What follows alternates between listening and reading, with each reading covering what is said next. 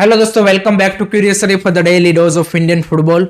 तो सबसे पहले बात करेंगे हमजा चौधरी के बारे में, क्योंकि Premier League club Leicester City ने ऑफिशियली अनाउंस कर दिया है कि हमजा चौधरी ने अपनी नेशनलिटी चेंज कर दी है and now he is all set to represent Bangladesh national team in upcoming matches and most probably India के सामने ही वो 25 ऑफ मार्च को जब AFC एशियन कप क्वालिफायर्स खेलेंगे तब डेब्यू भी कर सकते हैं। उसकी प्रोबेबिलिटीज अब सबसे ज़्यादा है एंड काफ़ी सारे इंडियन फैंस इसको डिफरेंट एंगल से देख रहे हैं। कुछ लोग बोल रहे हैं कि this is bad for us, कुछ यहाँ पे पॉजिटिव इसमें भी देख रहे हैं एंड काफ़ी सारे लोग बोल रहे हैं कि भाई इतनी ज़्यादा इसके बारे में क्यों बातचीत हो रही है। देखिए भाई, कोई भी इस तरह का कंट्री की जहाँ पे भाई इस तरह के प्लेयर कभी उसकी नेशनल टीम के लिए खेले नहीं है, तो वहाँ पे एक ऐसा प्लेयर आ रहा है तो ऑब्वियसली वो बस्ट होगा। आप अब इंडिया के पॉइंट ऑफ व्यू से देखिए कि कोई अगर मान लीजिए कि प्रीमियर लीग का ओरिजिन प्लेयर हमारे लिए अलाउ किया जाता, इस लेवल का प्रीमियर लीग ला लीगा में खेल रहा है, ऐसा प्लेयर आके इंडियन नेशनल टीम को रिप्रेजेंट करता, तो भाई हम भी यहाँ पे रोज उसी के बारे में बात करती कि भाई अब तो हमारी टीम ऐसी बन गई है। सो आई थिंक वो जो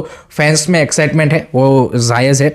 दूसरा पॉइंट कि ये यहाँ पे इंडिया के लिए मतलब फ़ायदेमंद किस तरह से लॉन्ग टर्म में, क्योंकि आई थिंक देखिए अगर बांग्लादेश, श्रीलंका, पाकिस्तान इनकी अगर नेशनल टीम बढ़िया करने लगेगी फुटबॉल में, देन ऑटोमेटिकली भाई जो प्रेशर है वो यहाँ पे इंडियन गवर्नमेंट एंड AFF उन सब के ऊपर आएगा कि भाई अब हमें भी कुछ करना पड़ेगा, या तो ग्रास रूट पे कुछ काम करना पड़ेगा या तो हमें भी OCI POI प्लेयर्स को अलाउ करना पड़ेगा, क्योंकि अगर ये टीमें हमारे से आगे निकल गई तो इससे शर्मनाक बात और कुछ हो नहीं सकती। और दूसरी चीज़, आपका जो साफ रीजन है उसके भी और ज़्यादा कम्पिटिटिव बनाएगा। लोग बोलते रहते हैं कि साफ में इंडिया को इतना कंपटीशन नहीं मिलता। अब आप देखिए नेक्स्ट जो साफ चैंपियनशिप होगी वो और ज़्यादा इंटरेस्टिंग होने वाली है, क्योंकि श्रीलंका के पास भी अच्छे प्लेयर आ चुके हैं, Bangladesh is also working on more origin players, Pakistan भी धीरे धीरे उस डायरेक्शन में और ज़्यादा काम कर रही है। सो आपकी जो साफ चैंपियनशिप है वो और ज़्यादा कम्पिटिटिव होने लगेगी। धीरे धीरे वो लोग यूथ लेवल पे भी ओरिजिन प्लेयर लाने की कोशिश करेंगे। तो आई थिंक उस पॉइंट ऑफ व्यू से आप लॉन्ग टर्म के हिसाब से देखें तो इंडिया के लिए फायदा है। अगर आप बैड मूव के तौर पे देखें तो डेफिनेटली इंडिया उनके सामने खेलने वाली है, बट ऐसा नहीं होगा कि भाई एक प्लेयर आ जाने से और पहले ही मैच में आके वो यहाँ पे कंप्लीटली उनके लिए सारी चीज़ें चेंज कर देगा। सो आई थिंक उतना भी इंडिया के लिए वो टेंशन वाली बात एट द मोमेंट नहीं है, but definitely it's now a tough time ahead for us. अगर हमने या तो ग्रास रूट पे काम नहीं किया या तो हम भी ओरिजिन प्लेयर नहीं लाए, then I don't think so कि नेक्स्ट कपल ऑफ ईयर्स के बाद हम उनसे आगे होंगे। डेफिनेटली वो they will take over us. So ये वाला सिनारियो है। लेट मी नो गाइस, आपके क्या ओपिनियन है इसके बारे में, कमेंट सेक्शन में ज़रूर बताइए। नेक्स्ट उसके बाद बात करनी है आज के बिग मैच के बारे में इन ISL, जो कि खेला जाने वाला है between Mohun Bagan super giant and FC Goa के बीच में। It's a very important game in terms of the title race, sealed race, because आज का मैच अगर मोहन बगान जीत जाता है देन बेंगलुरु FC, गोवा, ओडिशा इन सब के लिए भाई मोहन बगान को कैचअप करना काफ़ी डिफिकल्ट हो जाएगा। एंड होसे मोलिना ने एक इंटरेस्टिंग चीज़ बोली कल प्री मैच प्रेस कॉन्फ्रेंस में कि भाई हमारी मेंटालिटी क्लियर है, we go for every match as to win. And चाहे वो हमारे फैंस हो, प्लेयर्स हो, हर किसी में यही मेंटालिटी है कि we always fight for the win. दूसरी साइड मनोलो मार्केस ने भी एक इंटरेस्टिंग चीज़ बोली कि यहाँ पे अगर मोहन बगान जैसी टीम के सामने खेलने के लिए मेरे को अपने प्लेयर को मोटिवेट करना पड़े तो फिर तो भाई उन प्लेयरों को खेलना ही नहीं चाहिए, उनको कोई और स्पोर्ट यहाँ पे अपनाना चाहिए। तो हमारे प्लेयर भी भाई पम्प्ड अप है क्योंकि सामने मोहन बगान जैसी चैंपियन टीम आ रही है। So we will also ready to put up a good fight. And I think Mohun Bagan के लिए जो मेरे को लगता है कि सबसे plus point eight the moment ऊपर के आ रहा है वो आ रहा है आई थिंक टीम में जो कम्पिटिटिवनेस है। आप देखिए हर एक पोजीशन के लिए दे आर ए 2 प्लेयर जो कि फाइटिंग फॉर इट। आप लेफ्ट विंग में देखिए आसिक रुनियान भी अच्छा करने लगा है, तो लिस्टन के ऊपर ऑटोमेटिकली वो प्रेशर आएगा कि भाई I need to maintain that consistency, otherwise कोई और आके मेरी स्टार्टिंग 11 में जगह ले लेगा। चाहे वो मनवीर हो, पेत्रातोस हो, जेसन क्यूमिंग्स हो, मैक्लेरन हो, अपुया हो, सबके लिए भाई देखिए वहाँ पे कंपटीशन है। तो आई थिंक वो उनको काफ़ी ज़्यादा और लीथल बनाता है एंड दैट्स वाई उनके बेंच वाले प्लेयर भी भाई हमेशा अपने आप को प्रूव करने के लिए रेडी रहते हैं। तो आई थिंक ये जो स्क्वाड में कम्पिटेटिवनेस है, इंटरनल कंपटीशन, आई थिंक वो काफ़ी ज़्यादा ज़रूरी है to elevate the performance of every player. So I think उस वे में definitely they are in a great form. But सामने आई थिंक गोवा भी रिसेंट मैचेस में अच्छा किया है, बट आई थिंक कुछ फेजेस पे मैचेस के गोवा ने मतलब क्या बोलते हैं कि मोमेंटम या फिर फोकस यहाँ पे लूज किया है, उसके चलते उनको थोड़ा सा खामियाजा भी भुगतना पड़ा। जैसे लास्ट मैच BFC वाला था, या फिर उससे पहले आप देखिए हैदराबाद वाले गेम में भी वो ऑलमोस्ट कंसीड करने वाले थे। तो I think those are the area कि जहाँ पे उनको आज और ज़्यादा सॉलिड होना पड़ेगा। So I think it will be a really close match. मेरा प्रेडिक्शन रहेगा 2-2 ड्रॉ या फिर 1-1 draw. Let me know guys, आपका क्या प्रेडिक्शन है, कॉमेंट सेक्शन में ज़रूर बताइए। नेक्स्ट उसके बाद बात करनी है पंजाब एफसी के बारे में।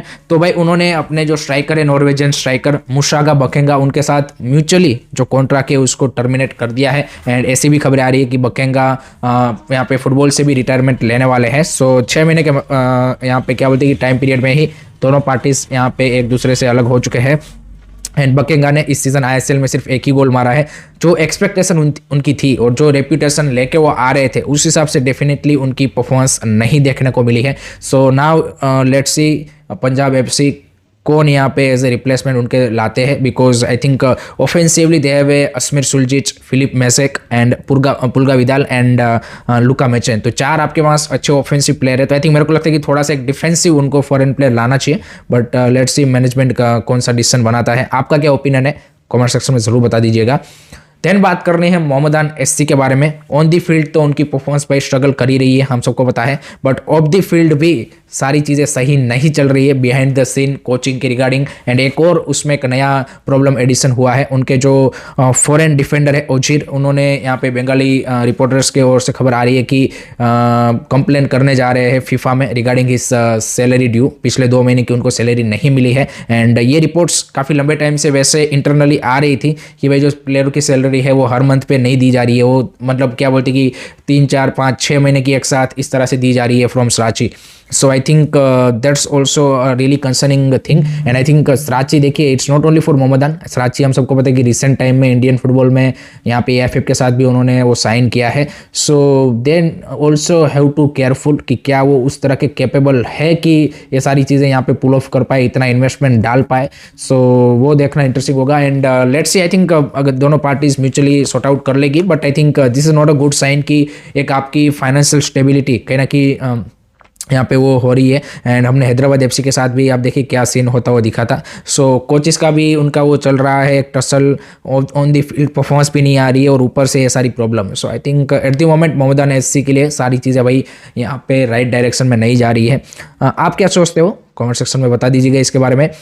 देन बात करनी है, कल एक सोशल मीडिया पे फेक न्यूज़ निकल के आई थी कि बेंगलुरु एफसी की अंडर 18 एकेडमी का जो 15 साल का प्लेयर है यहाँ पे साइरस अभिलाष स्ट्राइकर या फिर फॉरवर्ड प्लेयर है, उसको भाई प्रीमियर लीग का क्लब ब्राइटन ने उनकी एकेडमी के लिए साइन किया है। बट तुरंत उसके बाद जैसे ही ये सोशल मीडिया पे न्यूज़ वायरल हुई और कुछ जर्नलिस्ट ने विथआउट फैक्ट चेकिंग या फिर बीएफसी से कंफर्म किए बिना यहाँ पे इसको थोड़ा सा क्या बोलते कि हवा दे दी, तो उसी के साथ सीधा बीएफसी ने भाई इसका क्लैरिफाई कर दिया है कि ऐसी कोई यहाँ पे डील साइन नहीं हुई है। अगर साइन हुई होती तो अच्छी बात थी, वो ऑब्वियसली भाई अगर प्रीमियर लीग की एकेडमी में हो जाता, बट ऐसा कुछ हुआ नहीं है। So that was a fake news. So I think fans को भी इस तरह की न्यूज़ से बचना चाहिए जब तक ऑफिशियल कोई इसके रिगार्डिंग कंफर्मेशन या फिर ट्रस्टेड सोर्सेज से आपको पता ना चले, क्योंकि सोशल मीडिया पे लोग एंगेजमेंट के लिए इस तरह की चीज़ें चलाते हैं। So be aware of that. And वो जो न्यूज़ है उसमें कोई सच्चाई नहीं है।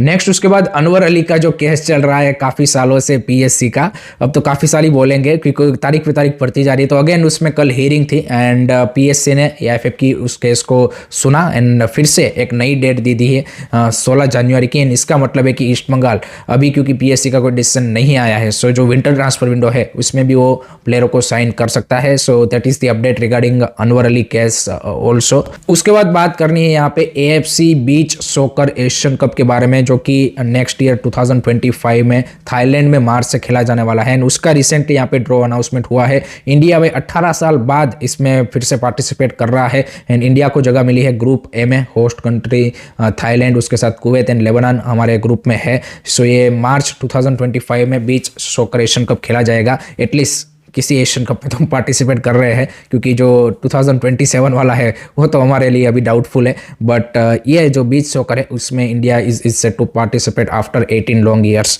लास्ट में बात कर लेते हैं आई लीग के बारे में। तो आई लीग में भाई कल खेले दो मुकाबले में इंटरेस्टिंग मुकाबले थे दोनों।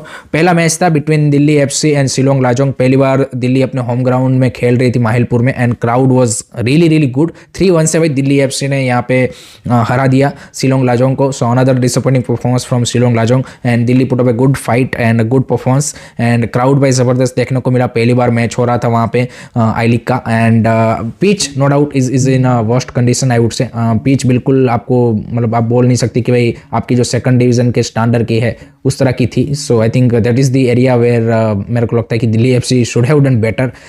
एटलीस्ट क्योंकि आप इजी है, बाकी लोगों को बोलते हो कि भाई पिच ऊपर नीचे है एंड बॉल पास करने में अगर प्लेयर दिक्कत करेगा तो कैसे भाई उसके अंदर वो कॉन्फिडेंस आएंगे, ये बोलना बाकी लोगों के लिए आप ब्लेम करते हो तो अब ईजी है, but I think as a club आपको भी ये एडोर करना पड़ेगा कि आप भी भाई जो अपना होम ग्राउंड है उसको भाई यहाँ पे बेटर कंडीशन में रखें। एटलीस्ट पिच तो भाई बेटर होनी ही चाहिए, चलो स्टैंड और वो सब थोड़ा सा वो है तो समझ में आता है, बट एटलीस्ट जिसके ऊपर मैच खेला जा रहा है that should have been in a better condition. So एक बुरी चीज़ थी उसमें, बाकी क्राउड वाउड सब अच्छा था। दूसरा मैच था आपका Gokulam Kerala versus Rajasthan United and वो भाई 0-0 से ड्रॉ हुआ। So I think Gokulam Kerala is not looking in a touch की जो आप बोल सकते हैं कि वो भाई टाइटल के लिए जाएंगे, because there start of the season is not great and they need to find their form back quickly because other teams are catching up in the you can say top 4 top 5, so that's the part and I think Rajasthan United के लिए it's you can say कि positive result away में जाके उनके लिए draw.